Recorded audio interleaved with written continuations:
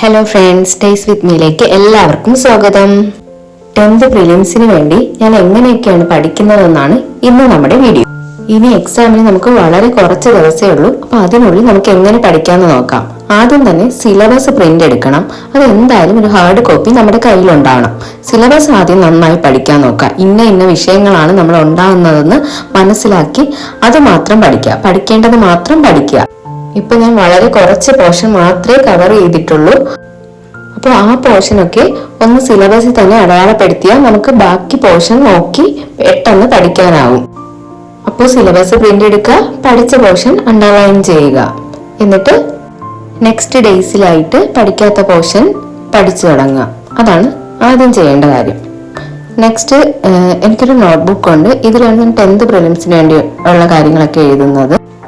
ഇങ്ങനെ പഠിച്ചു മാത്രം പോയാൽ പോരാ, റിവിഷനും കൂടി ചെയ്യണം. അതാണ് ഇമ്പോർട്ടന്റ്. പഠിക്കുന്നവരെ പഠിച്ചുകൊണ്ടേ ഇരിക്കും. പക്ഷെ എക്സാമിന് നല്ല മാർക്ക് വാങ്ങണമെങ്കിൽ റിവിഷൻ കൂടി ഉണ്ടെങ്കിലേ തീരൂ. പലരും ചോദിക്കാറുണ്ടല്ലേ എങ്ങനെ പഠിക്കും എന്നൊക്കെ. രണ്ട് മെത്തേഡ്: സ്റ്റഡി ആൻഡ് റിവിഷൻ. വീണ്ടും സ്റ്റഡി, വീണ്ടും അഗൈൻ റിവിഷൻ. റിവിഷൻ ചെയ്തുകൊണ്ടേ ഇരിക്കുക. പഠിക്കുന്ന എല്ലാ പോർഷനും റിവിഷൻ ചെയ്തുകൊണ്ടേ ഇരിക്കുക. പുതിയ കാര്യം പഠിച്ചില്ലെങ്കിലും കുഴപ്പമില്ല, പഠിക്കുന്ന സാധനം മറന്നു പോവാതിരിക്കാൻ അതെങ്കിലും റിവിഷൻ ചെയ്തുകൊണ്ടേ ഇരിക്കുക. അപ്പോൾ പഠിച്ച കാര്യങ്ങളെങ്കിലും മനസ്സിലിരിക്കും. നേരത്തെ പറഞ്ഞ പോലെ സിലബസ് നന്നായിട്ട് അനലൈസ് ചെയ്യുക. ഇന്ന വിഷയങ്ങളാണ് ഉണ്ടാകുന്നതെന്ന് നേരത്തെ വായിച്ച് മനസ്സിലാക്കുക. എന്നിട്ട് അതനുസരിച്ച് പഠിക്കുന്നതായിരിക്കും കൂടുതൽ നല്ലത്. അതായത് സിലബസുമായി നമ്മളൊന്ന് ഫ്രണ്ട്ലി ആവുക. ഇന്ന ടോപ്പിക്കാണ് പഠിക്കാനുള്ളതെന്ന് ആദ്യമേ നമ്മൾ മനസ്സിൽ ഉറപ്പിക്കുക. സിലബസ് പഠിക്കുക, അതാണ് ഫസ്റ്റ് ഇമ്പോർട്ടൻറ്റ്. പഠിച്ച പോർഷൻസ് നോട്ട് എഴുതുക, അത് സിലബസിൽ അടയാളപ്പെടുത്തുക, അതിനുശേഷം റിവിഷൻ ചെയ്യുക. ഇത്രയാണ് പ്രധാനമായിട്ടും ചെയ്യേണ്ട കാര്യങ്ങൾ. ഇതുവരെ നിങ്ങളൊന്നും പഠിച്ചു തുടങ്ങിയില്ലെങ്കിലും കുഴപ്പമില്ല. ഇന്ന് ഈ നിമിഷം മുതൽ പഠിക്കാൻ തീരുമാനിച്ചാൽ മതി.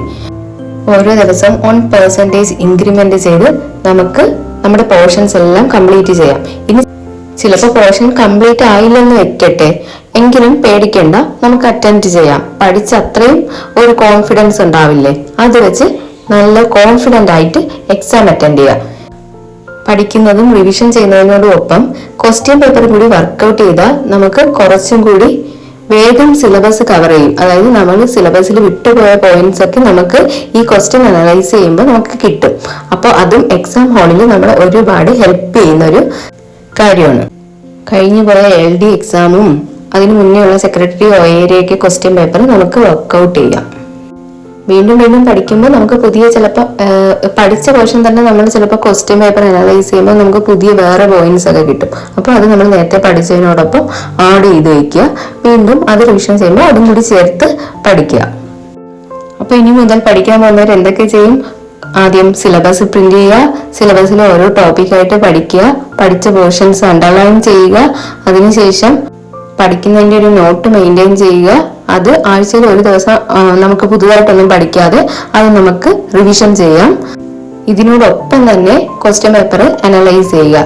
ആഴ്ചയിൽ ഒരു ക്വസ്റ്റ്യൻ പേപ്പർ അത്രേ പറ്റുള്ളെങ്കിൽ അത്ര ചെയ്താലും മതിയായിരിക്കും. അത് ഇമ്പോർട്ടൻ്റ് ആണ്. എന്തായാലും ഒരാഴ്ചയിൽ ഒരു ക്വസ്റ്റ്യൻ പേപ്പർ എങ്കിലും മിനിമം ചെയ്യണം.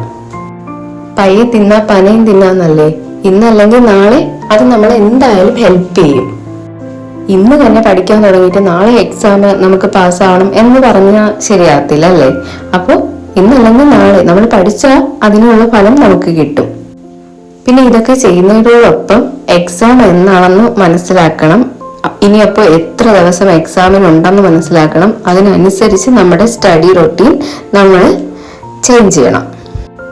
10th ലെവൽ എക്സാമിന് ഇനിയിപ്പോൾ ഒരു മാസമൊക്കെ ഉള്ളൂ. അതുകൊണ്ട് ഇനി സ്റ്റഡി കുറച്ചും കൂടി നമ്മൾ ഇംപ്രൂവ് ചെയ്യേണ്ടിയുണ്ട്. അതായത് ഇത്രയും നാൾ പഠിച്ചിരുന്ന പോലെയല്ല, കുറച്ചും കൂടി ഇംപ്രൂവ് ചെയ്യണം.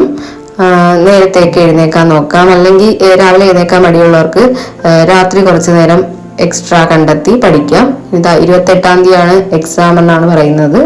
അപ്പോൾ അതിനുവേണ്ടി നമുക്ക് പഠിച്ചു തുടങ്ങാം അല്ലേ? ചാനലിൽ നമ്മൾ ചലഞ്ച് സ്റ്റാർട്ട് ചെയ്തിട്ട് ഇപ്പോൾ ഒരു 3 വീക്കാണ് കംപ്ലീറ്റ് ആവാൻ പോകുന്നത്. കുറച്ച് ടോപ്പിക്ക് കവർ ചെയ്തിട്ടുള്ളെങ്കിൽ പോലും അത് വളരെ ഇമ്പോർട്ടന്റും വലിയ ടോപ്പിക്കുമാണ് അല്ലേ? അപ്പോൾ വീഡിയോ ഇഷ്ടപ്പെട്ട സബ്സ്ക്രൈബ് ചെയ്യണം, ലൈക്ക് ചെയ്യണം, ഷെയർ ചെയ്യണം. ബൈ.